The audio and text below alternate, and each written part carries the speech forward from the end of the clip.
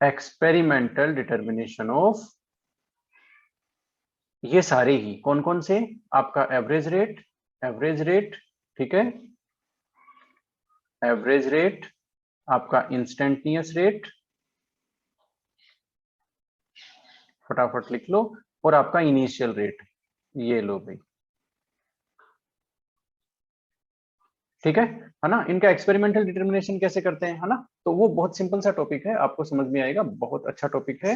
ये है हमारा एक्सपेरिमेंटल डिटर्मिनेशन किसका, एवरेज रेट का। सबसे पहले लेते हैं, आप लोग हेडिंग लगाएंगे एवरेज रेट, ये हमारा मेजर हेडिंग है, एवरेज रेट आप हेडिंग लगाएंगे। ये कॉन्सेप्चुअल टॉपिक है, मतलब हमें हमारे समझने के लिए ही है, और बहुत ज्यादा इसका कोई यूज नहीं है, एवरेज रेट, ठीक है। अब एवरेज रेट में तो आप जानते हो, एवरेज रेट की डेफिनेशन वगैरह सारी हो गई है, इसको निकालते कैसे हैं वो समझ लो। हम एक ग्राफ से निकालेंगे, एक्सपेरिमेंटल डिटर्मिनेशन एक ग्राफ से करेंगे, ठीक है। एक्सपेरिमेंटल डिटर्मिनेशन का मतलब देखो ये हो गया, आपके पास एक रिएक्शन चल रही है, आप क्या करेंगे, रीडिंग नोट करेंगे, अलग अलग टाइम पे क्या कॉन्सेंट्रेशन आई, या तो प्रोडक्ट को ले लेंगे या रिएक्टेंट को ले लेंगे, है ना। सैंपल निकालते जाएंगे, देखेंगे क्या रेट आई, फिर एक सैंपल विड्रॉ करेंगे, जो रिएक्शन चल रही है ना बीकर में से, उसमें से एक सैंपल विड्रॉ करते जाते हैं और उसकी कॉन्सेंट्रेशन कैलकुलेट करते जाते हैं कि इसमें रिएक्टेंट की अब इतनी बची है, अब 2 मिनट हो गया, अब इतनी है, अब 3 मिनट पे इतनी कॉन्सेंट्रेशन आई, 4 मिनट पे इतनी आई, 5 मिनट पे इतनी आई। ये आपने क्या नोट कर लिया, टाइम, डिफरेंट टाइम, और उनपे उनके कोरेस्पॉन्डिंग कॉन्सेंट्रेशन आपने नोट कर ली। फिर आप बनाएंगे उनका ग्राफ, देखो बात को समझो, फिर आप बनाएंगे उनका ग्राफ, ठीक है। और वो ग्राफ है ना हमें सारे रिजल्ट देगा। तो हम बेसिकली कर रहे हैं ये ग्राफ का डिस्कशन, और ये लो, इस ग्राफ का हम लोग डिस्कशन कर रहे हैं, ठीक है। ओके, ठीक है। तो इस ग्राफ में आप देख लो, सबसे पहले ये आपका वाई एक्सिस है, लिखते जाओ, ये आपका एक्स एक्सिस है ना। जो वाई एक्सिस होता है उसको हम लोग बहुत बार ऑर्डिनेट भी बोलते हैं, ठीक है, और एक्स एक्सिस को बोलते हैं आपके एब्सिसा, ठीक है, हो गया। अब ये जो एक्स और वाई एक्सिस है, इस पे हमने क्या क्या लिया है, ये ग्राफ कौन सा है वो देख लेते हैं। ये हम थोड़ा सा इसको बड़ा बनाना था ग्राफ को, कोई बात नहीं, काम चलाएंगे। ओके, तो हम ले रहे हैं कॉन्सेंट्रेशन किसकी, इधर कॉन्सेंट्रेशन है, इधर आपका टाइम, ठीक है। टाइम हमने लिया है सेकंड में, ओके, और कॉन्सेंट्रेशन हमने मोल पर लीटर में ली है, कोई बात नहीं, लेकिन कॉन्सेंट्रेशन ली किसकी है, हमने यहाँ पर पर्टिकुलर कॉन्सेंट्रेशन ली है प्रोडक्ट की। हम प्रोडक्ट की टर्म में ये ग्राफ ड्रॉ करेंगे, ठीक है, हो गया। अब देखना भाई, प्रोडक्ट की कौन, अब टाइम बता देते हैं, 0 सेकंड ये हुआ, यहाँ पर 100 सेकंड हो गया, यहाँ पर 200 सेकंड हो गया, यहाँ पर 300 सेकंड हो गया, ये 400 सेकंड हो गया, ठीक है। अब हमने क्या किया, प्रोडक्ट की जो कॉन्सेंट्रेशन थी वो 0 टाइम पे क्या थी, 0, है ना, प्रोडक्ट तो कुछ था ही नहीं बेचारा, ठीक है। फिर क्या हुआ, जैसे जैसे टाइम पास हुआ, प्रोडक्ट बनता चला गया, उसकी कॉन्सेंट्रेशन इंक्रीज होती चली गई, प्रोडक्ट बनता चला गया, कॉन्सेंट्रेशन इंक्रीज हो रही है, देखते जाओ, ग्राफ आगे बढ़ रहा है, ये लो, ये प्रोडक्ट की कॉन्सेंट्रेशन का ग्राफ है, ठीक है। टाइम के साथ प्रोडक्ट की कॉन्सेंट्रेशन इंक्रीज होती चली गई, ओके। ये ग्राफ है, ये हमने देखा हुआ है। इस ग्राफ से एवरेज रेट कैसे आएगा वो देख लो। अब आपको समझ में आ गया ना, आपने क्या किया, आपके पास रीडिंग्स थी कॉन्सेंट्रेशन और टाइम की, आपने ग्राफ प्लॉट किया, अब ग्राफ से आपका एवरेज रेट आएगा, कैसे आएगा देख लो। मान लेते हैं आपको एवरेज रेट निकालने के लिए टाइम इंटरवल लेना है ना, आपने एक टाइम इंटरवल ले लिया, T1 आपने ले लिया, मान लेते हैं 200 सेकेंड, है ना, 200 सेकेंड या फिर 100 सेकेंड ले लिया आपने T1, और T2 आपने ले लिया 300 सेकेंड, मतलब ओके, हो गया। अब इन दोनों पे देखो, T1 ये रहा आपका, T2 ये रहा आपका, ठीक है। और अब इन दोनों टाइम के रेस्पेक्ट में हम प्रोडक्ट की कॉन्सेंट्रेशन मार्क करेंगे, ये देख लो आप लोग, ये हमने प्रोडक्ट की कॉन्सेंट्रेशन मार्क की है 100 सेकेंड के रेस्पेक्ट में, और ये हमने मार्क की है 300 सेकेंड के रेस्पेक्ट में, ठीक है ना। अब यहाँ पर हम एक ट्राइंगल, बेसिकली एक ट्राइंगल बनाएंगे। ट्राइंगल कैसे बनाएंगे वो देख लो। अब आप ये जो 100 जो सेकंड वाला जो कॉन्सेंट्रेशन है प्रोडक्ट का, इस पे आप टाइम एक्सिस के पैरेलल एक लाइन ड्रॉ करेंगे, ये देख, टाइम एक्सिस के पैरेलल एक लाइन ड्रॉ करेंगे, पैरेलल लाइन वैसे ही ड्रॉ करेंगे जैसे आप लोग मैथमेटिक्स में ड्रॉ करते हैं, ठीक है। ऐसे ही जो आपकी वाई एक्सिस है, कॉन्सेंट्रेशन वाली एक्सिस है, इसके पैरेलल आप ये जो 300 है, इस पर आप इसके पैरेलल आप एक एक्सिस ड्रॉ करेंगे। पैरेलल एक्सिस क्या, पैरेलल लाइन बोल देते हैं उसको, है ना। और ये बन गया आपका ट्राइंगल, है ना। अब इस ट्राइंगल का आप हाइपोटेनस बनाएंगे, बात को समझते जाइए मैं क्या कर रहा हूं। ये ट्राइंगल का बन गया हाइपोटेनस, ठीक है। और इस हाइपोटेनस का जो स्लोप आएगा वही आपका एवरेज रेट है। ये लो भाई, ये आपका हाइपोटेनस है, ठीक है। यहाँ पे आप लिख लो, ये क्या है, हाइपोटेनस, ठीक है। और ये ट्राइंगल हम बता देते हैं, यहाँ पर ए है, यहाँ पर ओ है, यहाँ पर बी है, ठीक है। अब इस ट्राइंगल की बात लो भाई, ठीक है। तो ये जो हाइपोटेनस है, इसका जो स्लोप होगा वो इसका सुन लो मेरी बात को, स्लोप ऑफ द हाइपोटेनस, ठीक है, वो आपका एवरेज रेट होगा। आप यहाँ डेफिनेशन भी इसकी लिख सकते हैं, क्या लिख सकते हैं, रेट या फिर इसको ऐसे करते हैं, average rate. Average rate is equal to क्या है, slope of hypotenuse, slope of hypotenuse of the triangle. Triangle कौन सा है भाई, ट्राइंगल आपका ए ओ बी जो ट्राइंगल है उसका हाइपोटेनस है, उसका स्लोप क्या है, आपका एवरेज रेट है। बात समझ में आई आपको, ठीक है। तो ये एक्सपेरिमेंटल डिटर्मिनेशन हो गया, ठीक है। अब इसको देखो, ये कैसे निकाल सकते हैं, बहुत सिंपल है आपका। आप ये जो ए कॉन्सेंट्रेशन आपने मार्क की और 300 वाली बी कॉन्सेंट्रेशन आपने मार्क की, ठीक है। इन दोनों का आप लोग मार्क करेंगे कॉन्सेंट्रेशन वाली लाइन पे। जैसे ए का तो मार्क है यहाँ पर, ठीक है। अब ये जो ए वाली जो है, ये T1 टाइम पे है ना, बताना जरा, ए कॉन्सेंट्रेशन कितने टाइम पे है, 100 पे, T1 पे, ठीक है। तो ये हो गया आपका P1, देख लो, बात को समझते जाओ। और जो T2 टाइम आपका 300 वाला है, 300 पे आपकी जो कॉन्सेंट्रेशन का जो पॉइंट है वो B है, ठीक है। इसको अपन कॉन्सेंट्रेशन वाली जो लाइन है, एक्सिस है ना, उस पे अपन मार्क करते हैं, और ये हमने इस इंटरसेक्ट किया इसको, और ये हो गया आपका P2, ठीक है। और नीचे 100 है वो आपका T1 है, और 300 है वो T2 है। अब देख लो भाई, अब आप बहुत इजीली ये स्लोप निकाल सकते हो ना। ये आपका P2 और P1 के बीच का जो डिफरेंस है वो आपका डेल्टा P आ गया, T2 और T1 के बीच का जो डिफरेंस है ये आपका डेल्टा T आ गया, ठीक है। तो आप स्लोप कैसे निकालोगे ये देख लो जरा। ये एक बार इस एब्सिसा को मैं यहां से हटा रहा हूं, है ना। स्लोप कैसे निकालोगे, average rate is equal to, product है ना ये, तो प्रोडक्ट की कॉन्सेंट्रेशन हमने ली है, तो आप इसको ऐसे तो लिख ही सकते हैं, delta P divided by delta T, इसमें कोई दिक्कत नहीं है, ठीक है। और आप क्या क्या लिख सकते हैं, देखो, और बड़ा ही जबरदस्त है। और आप क्या क्या लिख सकते हैं, इज इक्वल टू, आप ये भी लिख सकते हैं P2 minus P1 final minus initial, और ये T2 माइनस T1 लिख सकते हैं ना, इसमें कोई दिक्कत नहीं है। अब P2 माइनस P1 और ये T2 माइनस T1 क्या है, ये आपको, ये देखो, P2 माइनस P1 आपका OB हो गया क्या, देखना जरा, ट्राइंगल वाला जो OB है वो हो गया क्या, ओके। तो ये हो गया आपका OB divided by OA। OB OA का रेशियो भी वही होगा जो डेल P और डेल T का है, ठीक है ना। और इज इक्वल टू, देखो कितने सारे टर्म्स इक्वल हो गए, इज इक्वल टू आपका slope of the hypotenuse, slope of the hypotenuse, ठीक है। अब स्लोप ऑफ द हाइपोटेनस क्या होता है, वो होता है आपका टेन थीटा। ये लो, ये सब एक ही है, ये सारा मैंने इक्वल टू लगाया है, all these are same and one, all these are same and one. देख लो भाई, ये बड़ा ही इंपॉर्टेंट पार्ट हम लोग डिस्कस कर रहे हैं प्रोडक्ट के रेफरेंस में। प्रोडक्ट के रेफरेंस में आपका जो एवरेज रेट है वो डेल पी डेल्टा टी, ये तो आप हो ही गया। लेकिन ग्राफ में देखो, ओए ओबी का जो रेशियो लोगे वो भी स्लोप ही होगा, और स्लोप ऑफ द हाइपोटेनस वो टेन थीटा होगा। अब देख लो जरा टेन थीटा क्या है वो देख लो। अब जरा कर्सर पे ध्यान दो, कर्सर कहाँ है, ये मैंने ट्राइंगल में इसको डार्क कर देता हूँ, ये लो, ये ट्राइंगल है, बात को समझना जरा, है ना। थोड़ा सा हम लोग मैथमेटिक्स में जा रहे हैं। ये जो एंगल है, ये जो एंगल है, ये आपका थीटा एंगल है, जो मैंने अभी कर्सर से ड्रॉ किया है, ठीक है। ये जो एंगल है जहां पर मेरा अभी कर्सर है, ये आपका थीटा एंगल है। और ये कौन सा है थीटा एंगल, देख लो जरा। थीटा एंगल क्या है, थीटा एंगल है एंगल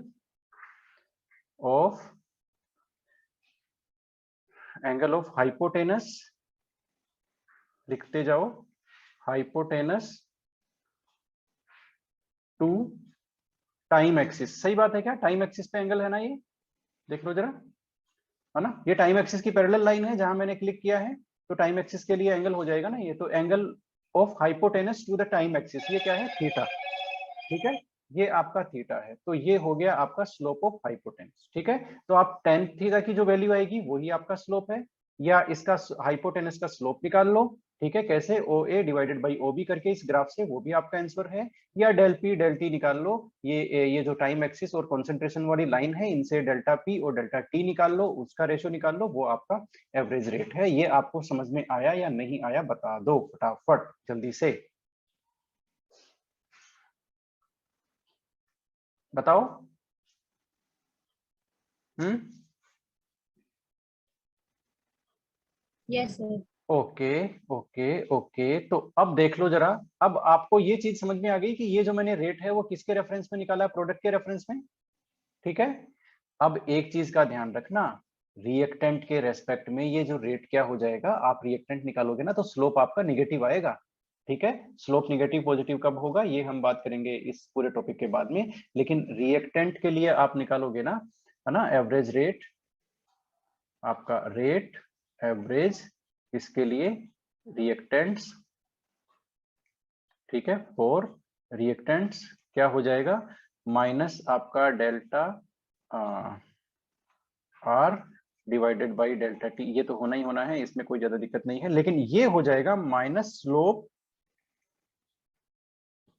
ऑफ द हाइपोटेनस, ये लो भाई, minus slope of the hypotenuse. बात समझ में आ गई?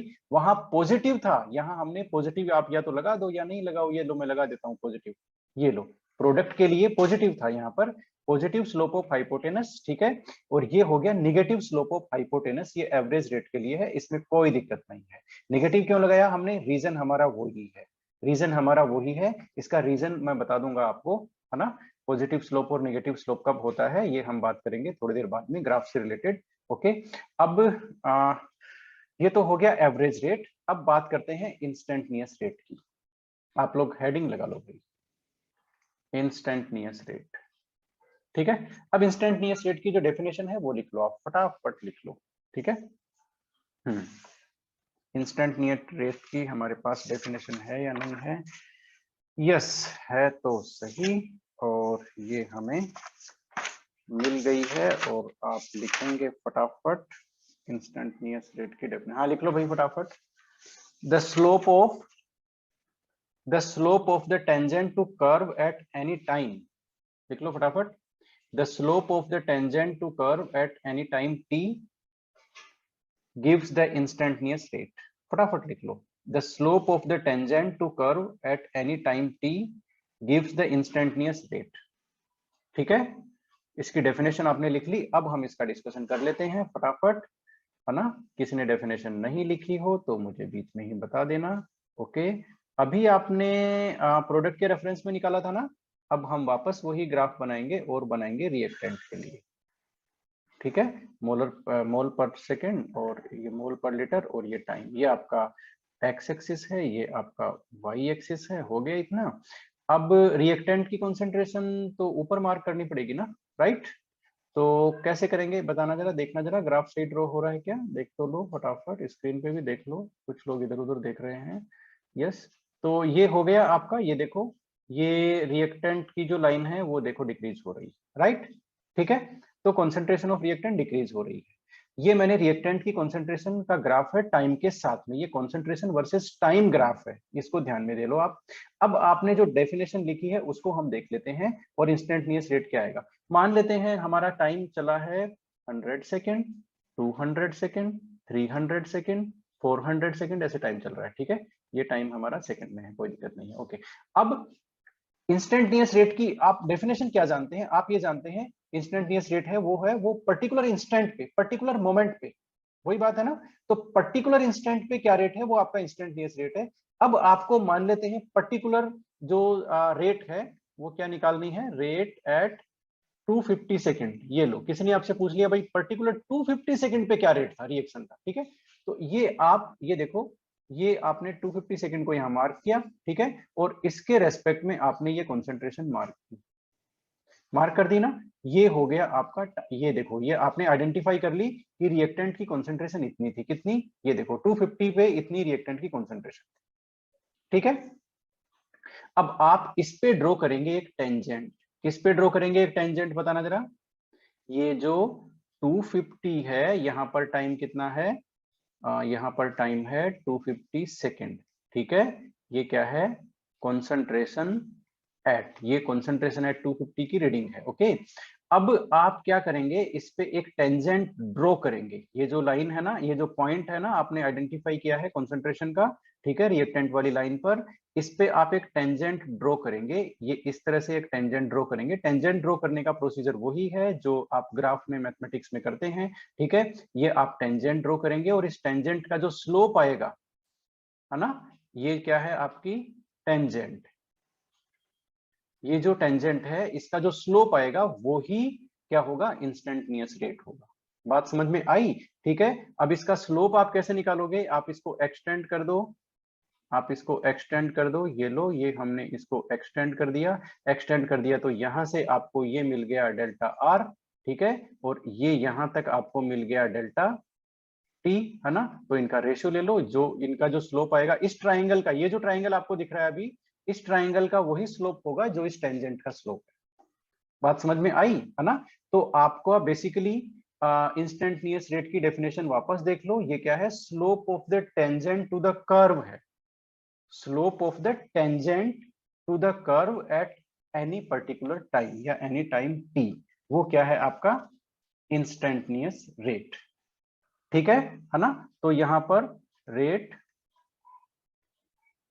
इंस्टेंटेनियस, फटाफट लिख लो, क्या हो गया, rate instantaneous is equal to, आप वो तो लिख ही सकते हैं, रिएक्टेंट है ना, तो minus D R divided by D T, है ना। और क्या हो गया बता दो फटाफट, स्लोप क्या हो गया, negative slope of tangent, tangent to the curve, ये लो भाई, कर्व पे जो टेंजेंट है उसका eight any time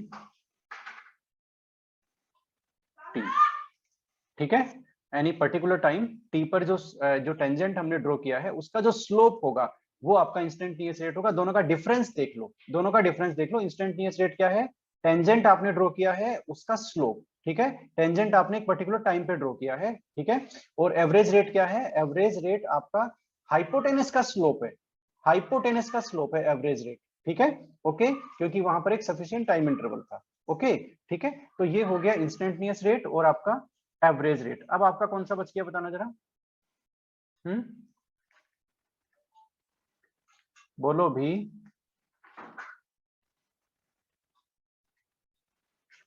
initial rate, ठीक है। इनिशियल रेट की तो आप डेफिनेशन जानते ही हो, रेट क्या है, when t is equal to, बताओ, जीरो, है ना। तो ये देखते हैं, ये एक हमने ग्राफ बनाया, इसमें प्रोडक्ट की कॉन्सेंट्रेशन लेते हैं, ये लो, ये प्रोडक्ट की कॉन्सेंट्रेशन इंक्रीज हो रही है टाइम के साथ साथ, जो मैंने किया है, ठीक है।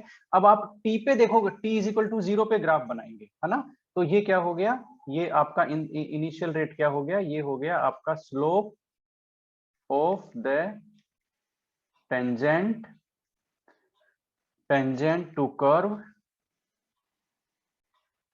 Tangent to curve at t is equal to zero, ये लो भाई, t is equal to zero, ठीक है। ये आपका इनिशियल रेट है, इनिशियल रेट क्या है, slope of the tangent to curve at t is equal to zero, ये आपका t is equal to zero कहाँ है, यहाँ, बात आपको समझ में आई।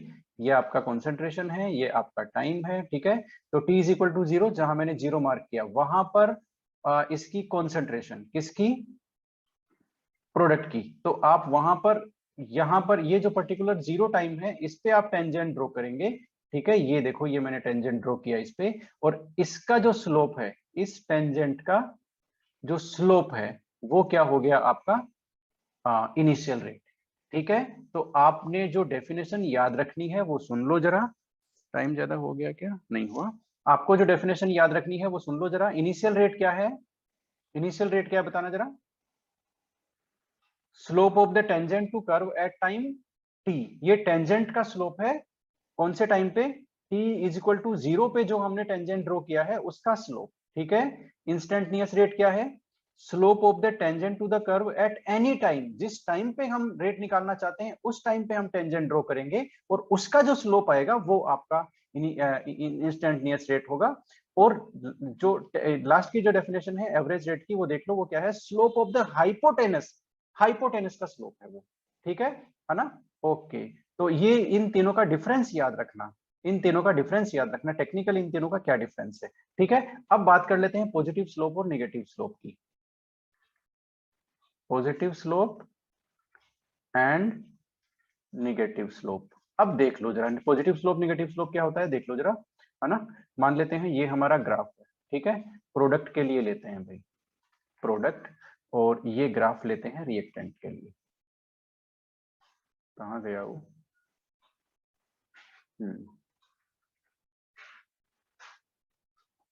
ठीक है, अब जो प्रोडक्ट के लिए आप जो लाइन ड्रॉ करते हैं, प्रोडक्ट की लाइन जो होती है वो हमेशा इस तरह से होती है। देखो, ये हम इसको एक्स्ट्रापोलेट कर देते हैं, ये लो एक्सिस को, एक्स एक्सिस को।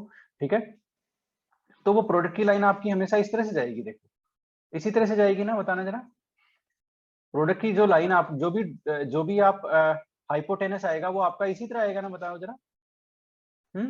Yes. तो हाँ, ये जो एंगल होगा, ये जो एंगल थीटा होगा, ये हमेशा ही ऑलवेज क्या होगा? लेस देन 90 होगा या ग्रेटर देन 90 होगा? बताना जरा। प्रोडक्ट के केस में आपका जो हाइपोटेनस आया उसके लिए Greater than 90. नहीं, ये हमेशा ही लेस देन 90 होगा ना? ठीक है, तो जब टेन थीटा, स्लोप की वैल्यू क्या है? Tan theta. तो जब ये थीटा लेस देन 90 होगा तो इसकी वैल्यू पॉजिटिव होगी कि निगेटिव होगी? बताओ जरा। बताओ। Positive, Negative. इसकी वैल्यू होगी, टेन थीटा की वैल्यू होगी पॉजिटिव। तो इसलिए जो प्रोडक्ट के लिए जो स्लोप आता है, ठीक है, उसमें जो भी हाइपोटेनस आएगा आपका, उसमें जो भी थीटा है, थीटा क्या है? Angle of hypotenuse to the time curve. ये टाइम कर्व, एक्स पे टाइम कर्व है, ठीक है, टाइम कर्व नहीं, सॉरी, टाइम एक्सिस। ओके, तो टाइम एक्सिस पर जो एंगल है किसका? हाइपोटेनस का, वो थीटा है। थीटा को आप टेन थीटा रीड करेंगे क्योंकि स्लोप की वैल्यू होती है टेन थीटा। ये थीटा है, उसको टेन थीटा, और टेन थीटा की वैल्यू यदि 90 से कम है तो वो आएगा पॉजिटिव वैल्यू, इसलिए स्लोप आपका पॉजिटिव होगा। इसलिए प्रोडक्ट के केस में हमेशा स्लोप पॉजिटिव होगा। ठीक है, और रिएक्टेंट के लिए यही जो लाइन आप जो ड्रॉ करेंगे वो आपका, वो हमेशा इस तरह से आएगी, इसी तरह से आएगी ना? बताना जरा, है ना? इस तरह से आएगी। तो आपका ये थीटा होगा, ये थीटा होगा टाइम एक्सिस पर, ये थीटा होगा, और ये थीटा हमेशा क्या होगा? थीटा ग्रेटर देन 90 होगा। ये थीटा ग्रेटर देन 90 होगा, और इस केस में टेन थीटा की वैल्यू निगेटिव होगी, इसलिए आपका हमेशा ही स्लोप क्या होगा? निगेटिव होगा। तो रिएक्टेंट के लिए आप जो भी चाहे आप हाइपोटेनस ड्रॉ करें, चाहे आप टेंजेंट ड्रॉ करें इंस्टेंटेनियस रेट के लिए, है ना, कुछ भी करें, चाहे आप इनिशियल रेट के लिए टेंजेंट ड्रॉ करें, है ना, रिएक्टेंट के लिए हमेशा आपका स्लोप आएगा निगेटिव, क्योंकि उसमें आपकी जो टेन थीटा, जो थीटा है, उसकी वैल्यू हमेशा ही ग्रेटर देन 90 होगी। और प्रोडक्ट के लिए चाहे आप एवरेज रेट निकालने के लिए आप हाइपोटेनस लें, चाहे आप इंस्टेंटेनियस रेट के लिए आप पर्टिकुलर मोमेंट पे टेंजेंट ड्रॉ करें, है ना, ठीक है, कुछ भी ड्रॉ कर लें, प्रोडक्ट की लाइन आपकी इसी तरह की आएगी, और थीटा की जो वैल्यू होगी वो लेस देन 90 होगी, और उसकी वैल्यू पॉजिटिव होती है टेन थीटा की, है ना, तो इसलिए आपका स्लोप यहाँ पर आएगा पॉजिटिव। तो हमेशा ध्यान रखना, प्रोडक्ट के लिए आएगा आपका स्लोप पॉजिटिव, और रिएक्टेंट के लिए स्लोप क्या होगा? निगेटिव। ठीक है, तो आप बहुत आराम से लिख सकते हैं, है ना, कि इस चीज को आप कंफर्म कर सकते हैं कि प्रोडक्ट के लिए स्लोप पॉजिटिव होगा, और रिएक्टेंट के लिए स्लोप आपका हमेशा ही क्या होगा? निगेटिव होगा। चाहे ये टेंजेंट पे और हाइपोटेनस दोनों के लिए एप्लीकेबल है, क्योंकि हम दो ही चीज तो ले रहे हैं, हाइपोटेनस ले रहे हैं एवरेज रेट के लिए, टेंजेंट ले रहे हैं इंस्टेंटेनियस और इनिशियल रेट के लिए। आपको बात समझ में आई क्या? बताना जरा।